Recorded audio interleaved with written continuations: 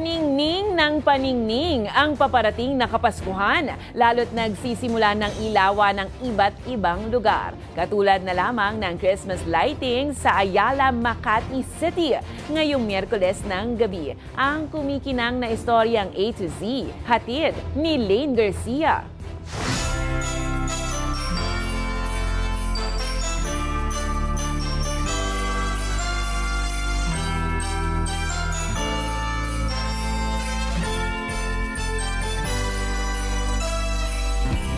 Kulay na pailaw, mga nagkikinangang mga parol, at himig pamaskong musika mula sa UST Singers.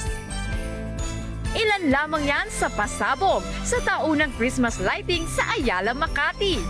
Sa launching ng Festival of Lights, nagniningning at nagliwanag ang kapaligiran nang sabay-sabay buksan ang pailaw sa kahabaan ng Ayala Avenue.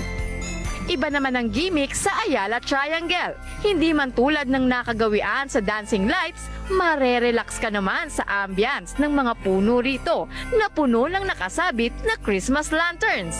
Ayon sa Ayala Corporation, since early 1980s pa nga raw nang magsimula ang tradisyonal na pailaw ng Christmas decoration bilang paghahanda sa nalalapit na Kapaskuhan.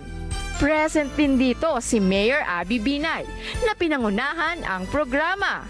Ang mga parol, pailaw at iba pang decorations ay patunay sa masiglang pagdiriwang ng Pasko para sa mga Pinoy.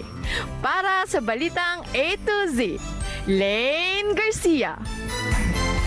Kung kayo ay may kwentong kakaiba, mga kwento ng pag-ibig o storya ng inspirasyon at pag-asa, maaari nyo tong ibahagi. Sumali sa ating Facebook group na Balitang A to Z.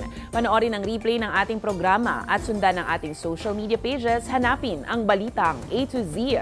Ang ating pabaong quote of the night ngayong Miyerkules ay mula sa American businessman at politician na si Gary Johnson. Sabi niya, kahit sino man ang nanalo, ang halalan ay dapat maging pagkakataon para sa pag-asa at mga bagong hinaharap.